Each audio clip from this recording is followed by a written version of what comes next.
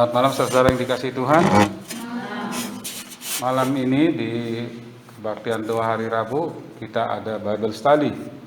Dan firman Tuhan yang kita mau belajar bersama-sama diambil dari kitab Yudas pasal 1. Yudas pasal 1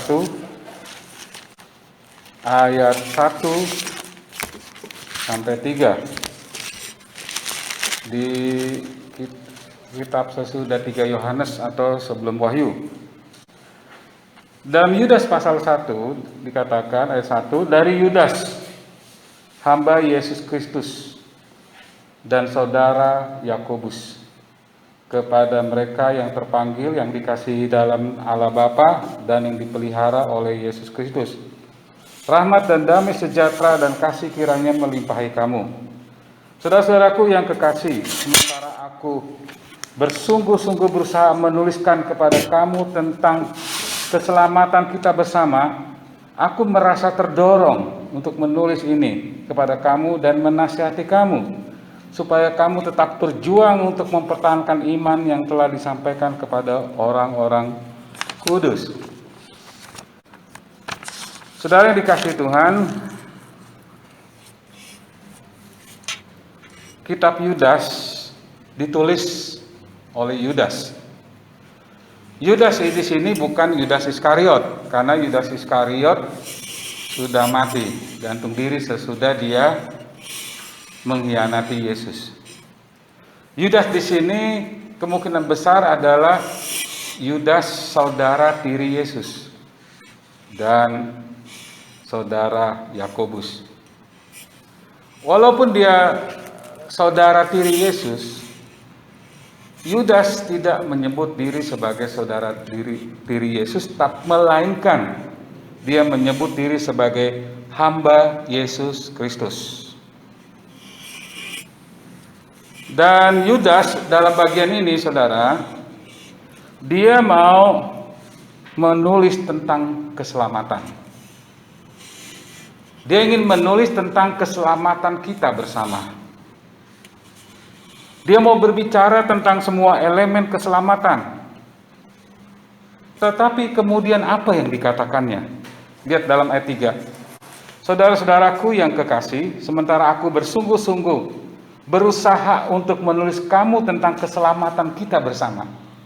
Itu yang ingin dia tulis. Itu yang ingin dia sampaikan. Saya ingin bertanya, apakah saudara sudah diselamatkan? Apakah saudara yakin bahwa saudara sudah diselamatkan? Angkat tangan jika Anda sudah diselamatkan. Ya. Halo, ada? Oke. Saya senang saya diselamatkan. Saya tidak akan masuk neraka. Saya akan masuk surga. Itu janji Tuhan dalam firman-Nya. Dan ini adalah kehidupan terbaik yang saya miliki, yang diberikan Yesus Kristus kepada kita. Dan ini yang mau dikhotbahkan oleh Yudas. Tapi apa yang sedang Yudas lakukan? Saudara, dikatakan bahwa waktu dia mau menulis tentang keselamatan kita bersama, aku merasa terdorong untuk menulis ini kepada kamu. Ada sesuatu yang menekan dia, sehingga dia berubah. Tadinya dia ingin menulis tentang keselamatan, sekarang dia ingin terdorong untuk menulis ini kepada kamu dan menasihati kamu, supaya kamu tetap berjuang mempertahankan iman. Dia ingin supaya mengajak orang-orang percaya berjuang mempertahankan iman. Iman atau doktrin yang benar harus diperjuangkan. Memang Yudas dia sibuk memberitakan Injil. Dia mau keselamatan itu diberitakan. Tetapi ada pekerjaan lain yang harus dan yang mendesak, yang mendorong dia untuk berubah. Dia menggantinya. Dia mau memperjuangkan iman. Saya ada ilustrasi ya saudara. Ada 6 orang berlomba ikut balap lari 100 meter ya, 100 meter lari. Dan masing-masing ke-6 orang ini semuanya berjuang untuk menang, untuk mengalahkan satu sama lain. Ketika mereka sampai pada 500 meter, salah satu dari pelari itu terjatuh ke tanah dan tidak bisa bangkit.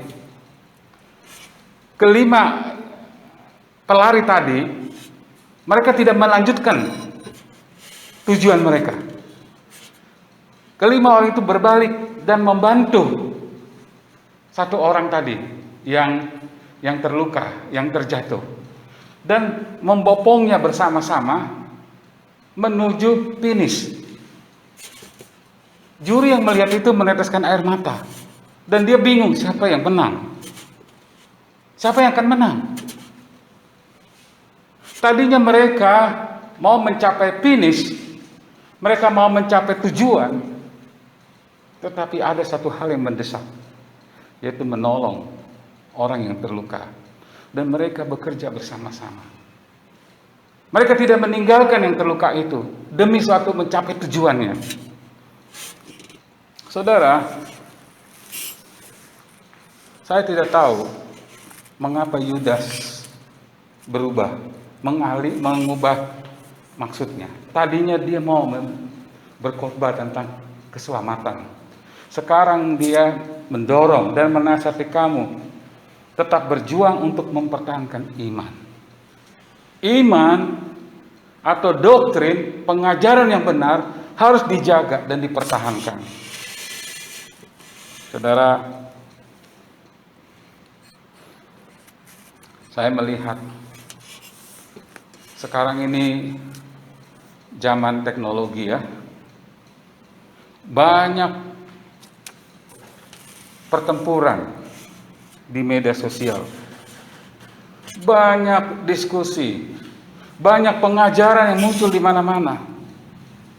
Jangan berpikir bahwa itu hal baru, itu tidak baru. Itu sudah ada sejak dulu.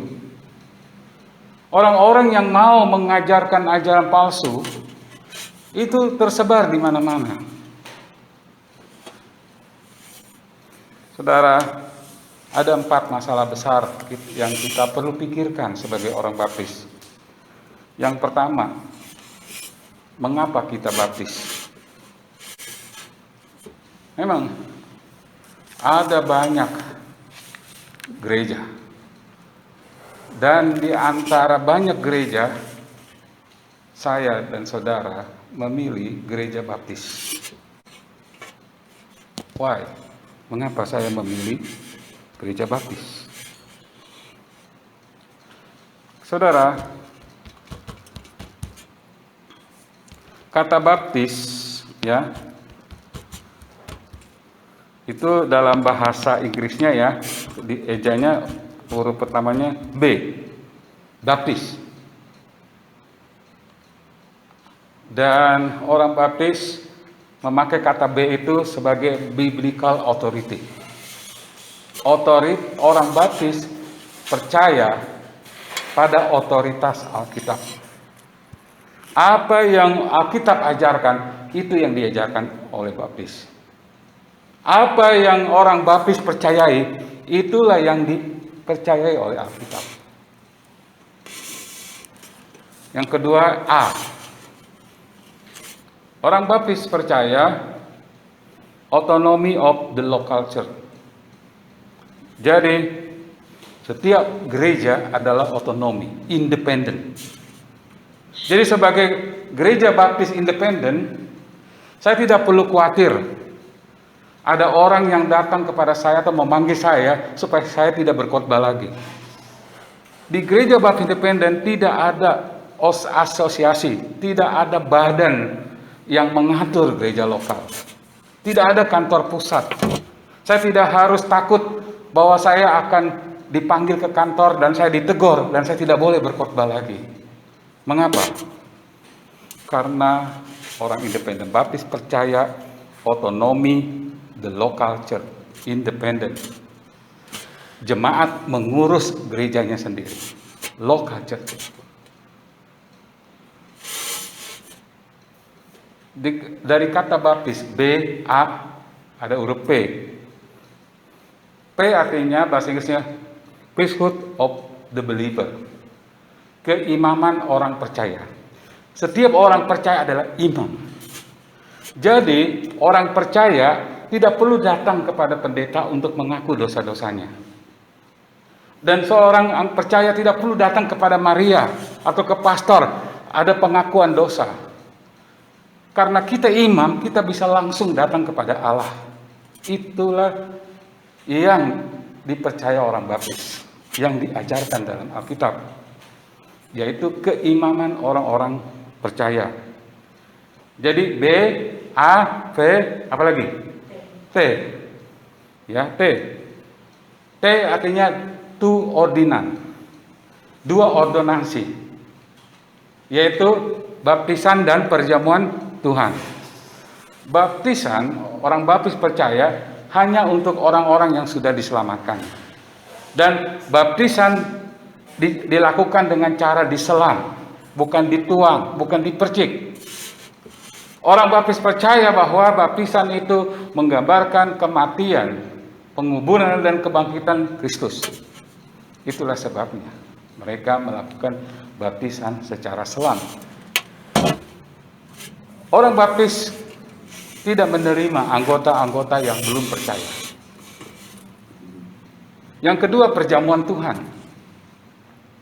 Baik baptisan maupun perjamuan Tuhan itu adalah upacara, ordonansi. Itu peringatan. Itu tidak ada kuasa untuk menyelamatkan kita. Jadi B, A, P, T, I. Nah, ini adalah individual soul liberty, yaitu kebebasan, kemerdekaan individu. Gereja Baptis mempercayai setiap orang bebas memilih. Ya, Baptis bukan Calvinis, karena Calvinis percaya orang tidak hak untuk memilih. Tapi di Baptis kita percaya kita bisa memilih. Jadi B, A, P, T, I, S. S-nya adalah Saved Church Membership. Pastikan anggota-anggota jemaat adalah orang-orang yang sudah diselamatkan. Menyedihkan sekali ya, bila mana ada anggota gereja yang belum diselamatkan. Bayi belum bisa menjadi anggota gereja, karena bayi belum diselamatkan. Hanya orang-orang yang sudah diselamatkanlah yang menjadi anggota jemaat. Jadi B, A, P, T, I, S. Baptis. S-nya udah ya, Saved Church Membership. Tapi masih ada satu lagi, yaitu bukan itu sebut sebenarnya orang baptis. Ada T, ya. Jadi baptis. Nah, T-nya itu bicara tentang dua jabatan dalam jemaat, yaitu pastor dan diaken, pendeta dan diaken. Itu dua jabatan dalam jemaat. Fungsi sebagai pendeta ada tiga: penetua, penilik, dan gembala, pengawas. Dan itu pada satu jabatan.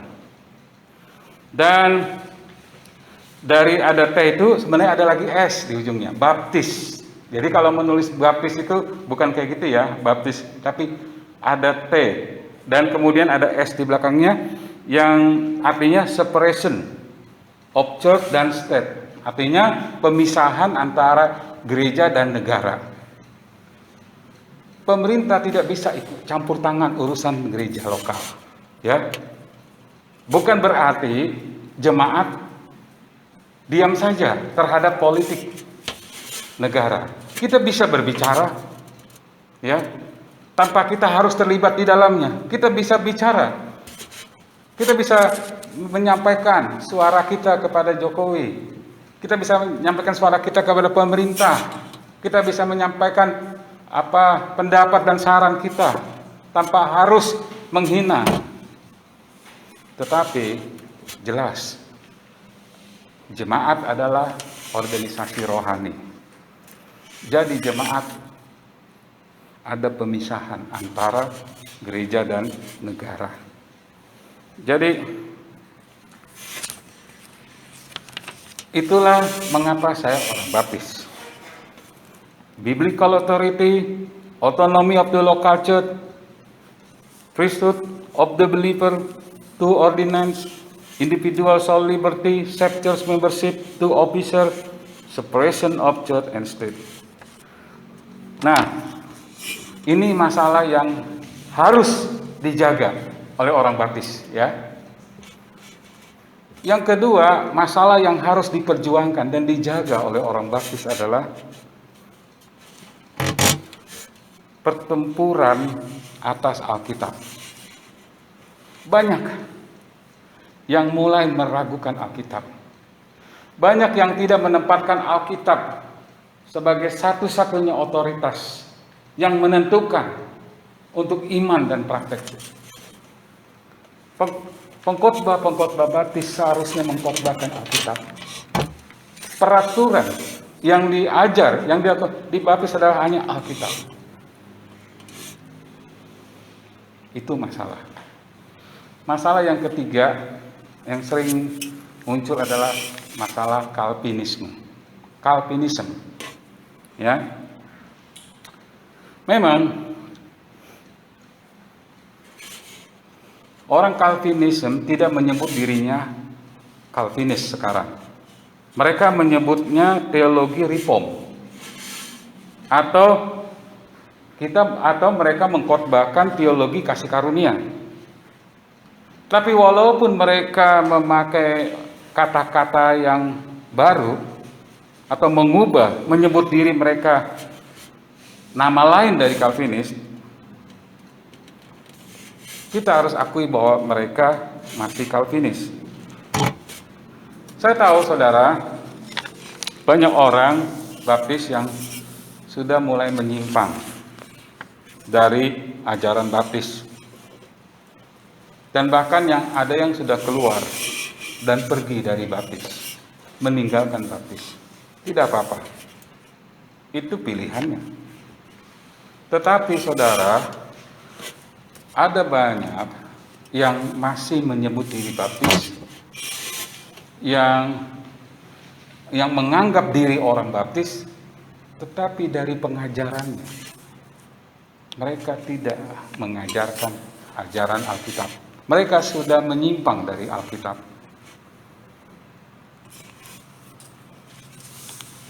Bahkan ada orang-orang baptis yang mereka ke sana ke sini, mereka habiskan banyak waktu untuk mengkritik, mendebat, ya. Ingat saudara, pendeta-pendeta baptis dipanggil Tuhan untuk menjaga kawanan domba, memberi makan domba-domba yang dipercayakan Allah kepadanya.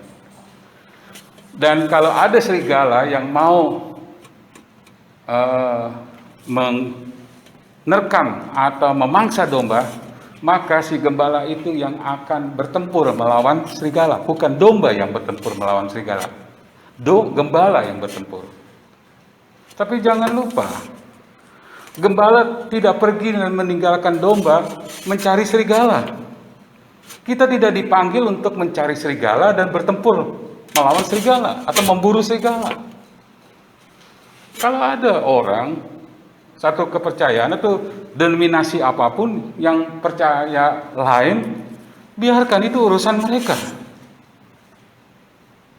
Saya tidak ambil pusing dengan kepercayaan mereka. Saudara yang dikasihi Tuhan,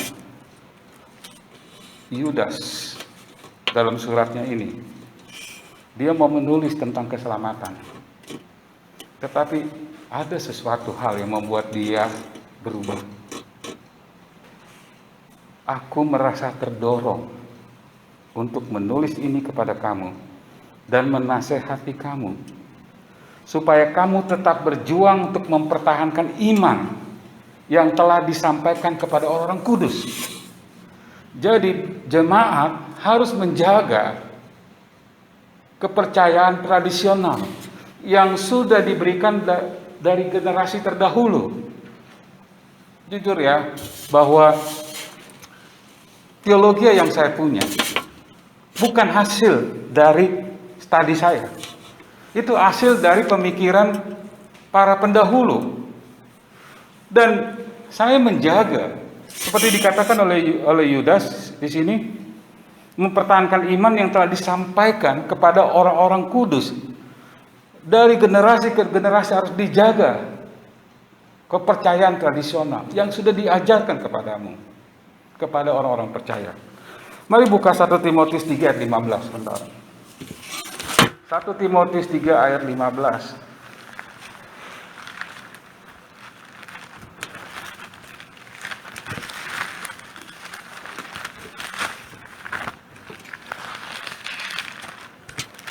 Tolong membaca, Erik. Ya. Jadi jika aku terlambat, jangan engkau tahu bagaimana orang harus hidup sebagai keluarga Allah, yakni jemaat dari Allah yang hidup, tiang penopang dan dasar kebenaran. Jemaat disebut tiang penopang dan dasar kebenaran. Ya, jemaat itu tiang penopang dan dasar kebenaran. Jemaat bukan tempat panti pijat. Jemaat bukan tempat klub senang-senang, bukan tempat karaoke, bukan tempat perpaman pertunjukan, bukan tempat orang mengadakan seperti pesta. Jemaat adalah tiang penopang dan dasar kebenaran. Saya ingin bertanya, apakah kebenaran itu penting? Kebenaran itu penting. Kebenaran itu sangat penting. Kebenaran itu penting di atas emosi. Kebenaran penting di atas pendapat. Kebenaran itu penting di atas budaya. Dan gereja, jemaat adalah tiang penopang dan dasar kebenaran. Sebagai pendeta, sebagai gembala dan jemaat, kita bersama-sama bertanggung jawab menjaga kebenaran. Dengan bermacam rupa-rupa angin pengajaran, kita harus mengujinya dari Alkitab dan hanya mempercayai Alkitab. Kita hanya mengajarkan firman Allah, bukan pendapat, bukan emosi, bukan budaya. Yudas mengatakan, saya ingin menulis tentang keselamatan, tetapi ada suatu tekanan yang mendorong dia untuk menulis dan menasihati orang-orang percaya supaya mempertahankan kebenaran, mempertahankan iman. Saudara yang dikasihi Tuhan, Paulus menulis juga kepada Timotius, awasilah dirimu dan awasilah ajaranmu. Bertekunlah dalam semuanya itu, karena dengan berbuat demikian engkau akan menyelamatkan dirimu dan semua orang yang mendengar engkau. Saya takut berkhotbah sembarangan yang kemudian terbukti menyimpang dari firman Allah. Dan ketika saya sadar saya menyimpang dari firman Allah, oke, saya membetulkan, tetapi saya sudah membuat orang-orang yang mendengar khotbah saya tersesat. Oleh sebab itu, awasi dirimu dan awasilah ajaranmu. Saudara yang dikasihi Tuhan, ini pelajaran penting bagi kita. Mari kita gereja baptis. Mengapa kita baptis? Bible Authority. Kita adalah baptis independen. Independen tahu artinya? Independen artinya bahwa kita otonom, bebas, merdeka, mengurus gereja lokal sendiri. Seperti ada 3 lembaga yang independen di dunia ini yang didirikan oleh Allah. Yang pertama keluarga. Keluarga adalah lembaga independen. Yang kedua negara. Negara adalah lembaga independen. Dan yang ketiga adalah gereja. Gereja adalah lembaga independen. Dan ada kata fundamental. Keyakinan kita, jangan lupa, kita fundamental. Fundamentalis. Dari mana kita seorang fundamentalis? Yang pertama, seorang fundamental bila dia percaya Alkitab adalah firman Allah tanpa salah. Dia percaya pada inerasi Alkitab. Alkitab diilhamkan Allah. Dia seorang fundamentalis. Yang kedua, kalau dia percaya kepada keilahian Yesus Kristus. Yesus Kristus adalah Allah. Dia Tuhan. Dia juru selamat. Anda seorang fundamentalis. Ketika saudara percaya ya bahwa Yesus dilahirkan dari seorang perawan. Ingat, darah manusia, darahnya sudah berdosa. Sedangkan kandungan yang ada dalam Maria adalah dari Roh Kudus. Tidak ada hubungan dengan Yusuf sama sekali. Tidak ada benih Yusuf di dalam tubuh Maria. Itu sepenuhnya Roh Kudus. Sampai kemudian Yesus dilahirkan sama seperti kita. Kalau begitu, apa problemnya? Problemnya adalah kita dilahirkan dengan benih Adam, yaitu manusia berdosa. Sedangkan Yesus Kristus, dia memiliki darah yang kudus, tanpa dosa, darah penebusan yang disiapkan Allah untuk menjadi korban penebusan bagi semua manusia.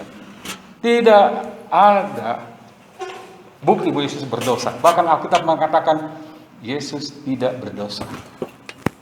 Hanya dialah yang layak. Hanya dia yang pas menjadi korban bagi dosa umat manusia. Darah binatang tidak mampu menghapus dosa manusia. Jadi saudara yang dikasih Tuhan, kalau Anda percaya kelahiran seorang perawan, Anda seorang fundamentalis. Ya. Kalau kita percaya bahwa Yesus akan datang, Dia akan mengangkat orang percaya sebelum masa tribulasi. Dan kemudian Dia akan datang kembali yang kedua kali bersama orang kudusnya, mendirikan kerajaannya di bumi. Anda seorang fundamentalis. Saudara, masalah yang dihadapi orang baptis adalah masalah dispensasionalis. Ingat saudara, kita menganut paham dispensasional. Dispensasional adalah menafsirkan Alkitab dalam terang dispensasional. Kita menerima Alkitab secara literal, harfiah. Dan ada periodenya. Yang pertama, sekarang kita hidup ya ada di masa periode kasih karunia. Sejak mulai dari kematian Yesus di kayu salib. Sampai ini masanya nanti Yesus datang mengangkat kita ke sorga. Lalu masuk ke dalam periode selanjutnya, yaitu tribulasi 7 tahun. Sesudah tribulasi, masuk ke dalam periode kerajaan 1000 tahun. Jadi, itulah tafsiran dalam tafsiran Alkitab dalam terang dispensasional. Saudara yang dikasih Tuhan, Yudas mengatakan, dia bermaksud mau mengajar tentang keselamatan.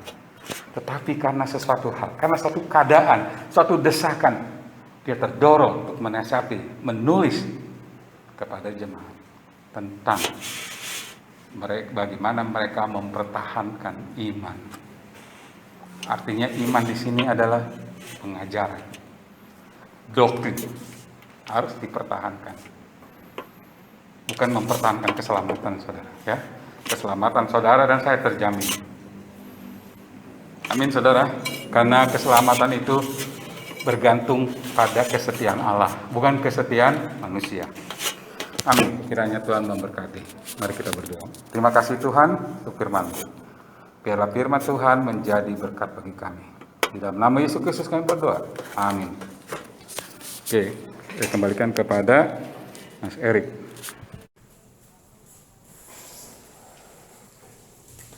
Terima kasih Bapak Ibu untuk firman Tuhan yang disampaikan.